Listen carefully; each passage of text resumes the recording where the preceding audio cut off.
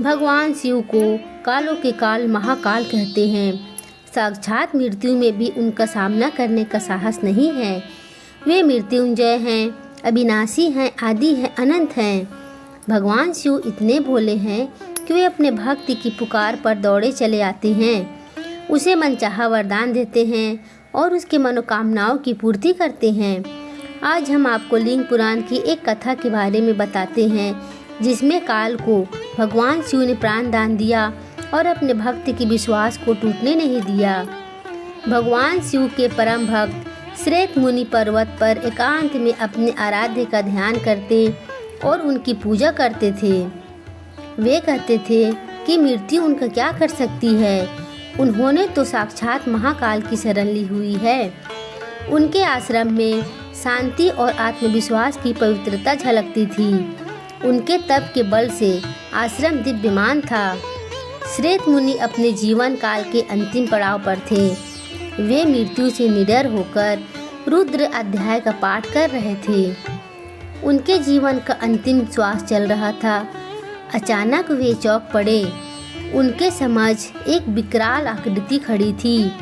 पूरा शरीर काला था और उसके काले वस्त्र धारण कर रखे थे। श्रेत मुनि ने अपने आश्रम के शिवलिंग को करुणामय होकर देखा और ओम नमः शिवाय मंत्र का उच्चारण किया। उन्होंने शिवलिंग को स्पर्श किया और उस विकराल आकृति से पूछा कि तुमने इस पवित्र आश्रम को अपवित्र करने की हिम्मत कैसे की? इस आश्रम को तो भगवान शिव की कृपा से अभय का आशीष प्राप्त है। उन्होंने दोबारा शिवलिंग को स्पर्श किया। विकराल आकृति वाले काल ने अपना परिचय देते हुए कहा कि अब आप पृथ्वी पर नहीं रह सकते हैं, आपको यमलोक चलना है। इस पर श्रेत मुनि ने शिवलिंग को अपने हाथों से कसकर पकड़ लिया और कहा कि तुमने शिव की भक्ति को चुनौती दी है। क्या तुम्हें नहीं पता है कि भगवान शिव तो स्वयं ही काल के भी महाकाल हैं? इस पर काल ने कहा कि शिवलिंग शक्ति विहीन है, निषेधन है, पत्थर में महादेव की कल्पना एक भूल है।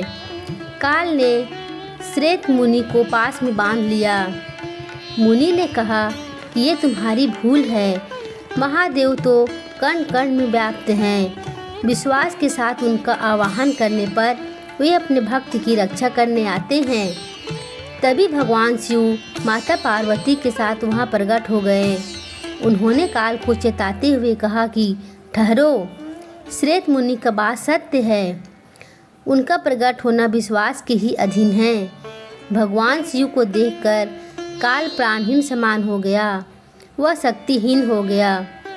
श्रेत मुनि भगवान शिव की स्तुति करने लगे।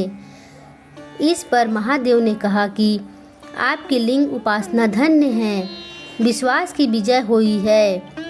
नंदी के निवेदन करने पर महाकाल शिव ने काल को प्राण दान दे दिया और वहाँ से अंतर्ध्यान हो गए।